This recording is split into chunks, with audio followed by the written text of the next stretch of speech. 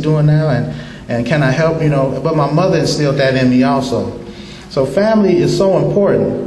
Back to that photo, I was thinking, and it's amazing. I understand, I'm no artist, but I understand how a lot of artists say they wait for the right image or the right thing to come to them, they take it. The first photo, it's not up, I don't think it's up there, the Graceland Magazine 1. We know nothing about magazines. We knew nothing about anything. Ask my wife. We are not professional anybody's. We didn't go to school for anything, but we got smartphones. Like I told a brother the other day. He said we were at at the religious institution, the retreat.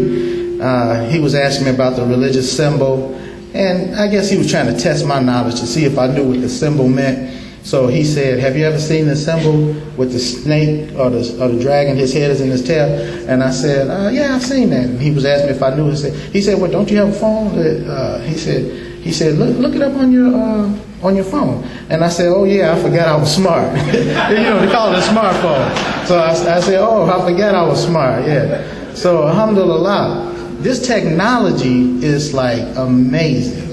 It's like having a library, encyclopedia, all the wisest people you may know in your community at the push of a button. So alhamdulillah, with that, I feel that's just one sign from Allah that we've been saved as a people, and that all we have to do is stay with faith. And as believers and African American people, that's been one of our strongest points.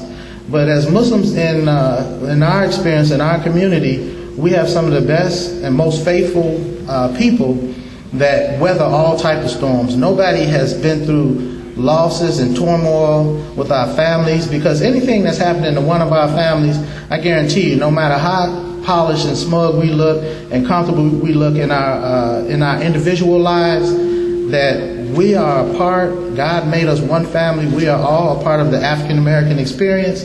And that Imam Muhammad, I don't know if y'all remember when he used to mention some of the big celebrity types that he would meet, like or that he knew of.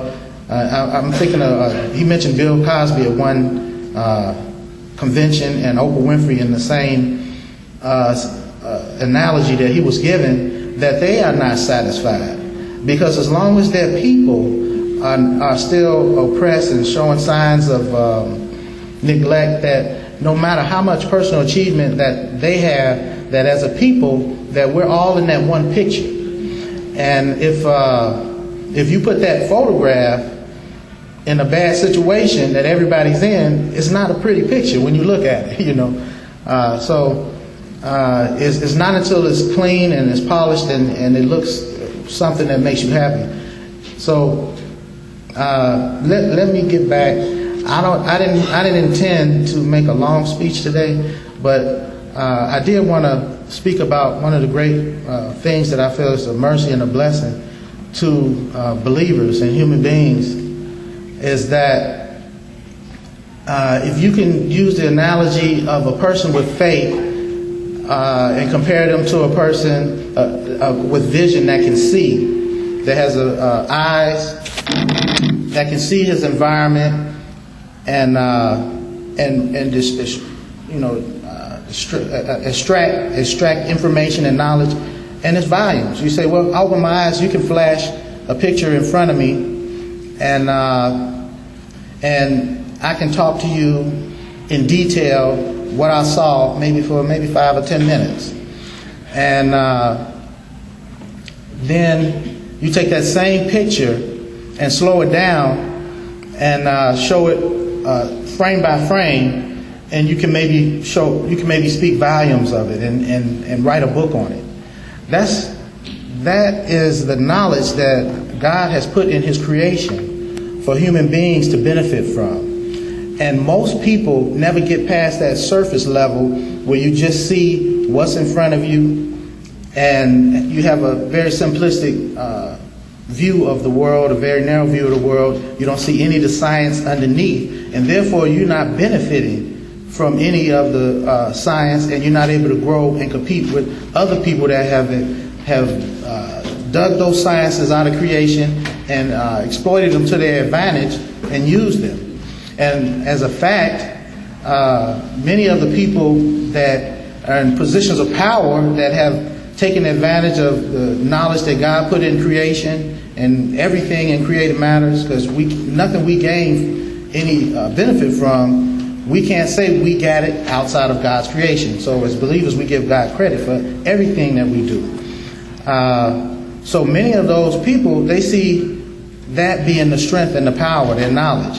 And those that don't have the knowledge are basically subject to them. And we're basically food or cattle or nourishment or income to them. I heard Imam Muhammad mention that if you can trace the root meaning back in language to the word species, that species in simple form, it means money. So somebody heard or thought of that, maybe, I don't know when the language came about, species, but it had to be a long time ago. That's one more time for Salat? Okay. I'm not forgetting Salat. Okay. Okay, okay, good. I got plenty of time. Alhamdulillah. We got two more points of business. Okay, well, I'm gonna do this in 2 minutes. Yeah. So, I cut it short. I tell about a nature program that I watched, that there was the army ant. Everybody's familiar with the little black army ant and how they can be just really aggressive, and they'll destroy, they kill every insect, other species in the environment to protect their young. I've known that my whole life. I've seen videos about army ants, how they're really strong in numbers, and they'll wipe out all other insects just to keep their nest safe. But what I discovered recently, I was watching a television program, and they actually corral and harvest another insect. And a lot of us are familiar about it. A lot of times you brush against a leaf, a green leaf, and the underleaf and you get these little green bugs on you. They're called aphids. The aphids produce sweet nectar called honeydew. And that honeydew is so valuable a food or resource to the army ants that they protect those aphids so that no other outside influences, no other insects can eat them or anything, and that so that they can benefit from them. And so the aphids, they seem to have it really good, pretty good. But what if the aphids decide, well, I'm free and I want to compete with the army ant and I want some territory. I might want to harvest me something, you know. And that's the way we have to see ourselves. We've been such a sweet nectar, being a disenfranchised people, having no roots connected and no real basis to unify us, that Imam Muhammad told us that we are a new people. And we truly are a new people, that our identity started with that unique circumstances on the plantations in the South that made us a people. And because any one of us can look at ourselves and know that we don't see our likeness anywhere in the world. Africans are Africans.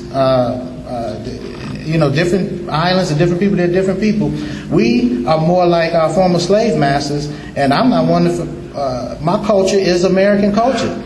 And when I see my culture, I see African American people, and then I see the white race, and I feel closer bond to them. So I believe that God is doing a unique work on us as a people. And as a matter of fact, I heard the language the other day, New America. I was walking past and the television was on, but I'm not sure what product they were selling. But the New Africa language that Imam Muhammad put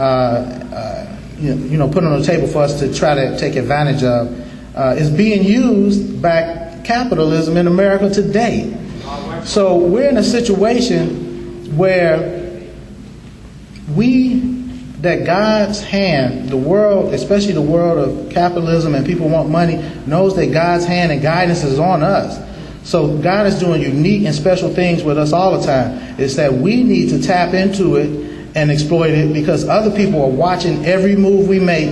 Whenever we do something, somebody's capitalized on it. So we need to come together and capitalize. And that image on that is the key to our success. That's the key to our success. That's the security that will relieve the anxiety for our women, men raising their sons and daughters and being family men and focused. I was blessed to have a father that was so committed to family life that I don't think any my mother ever had to work. If she did it on because she wanted to.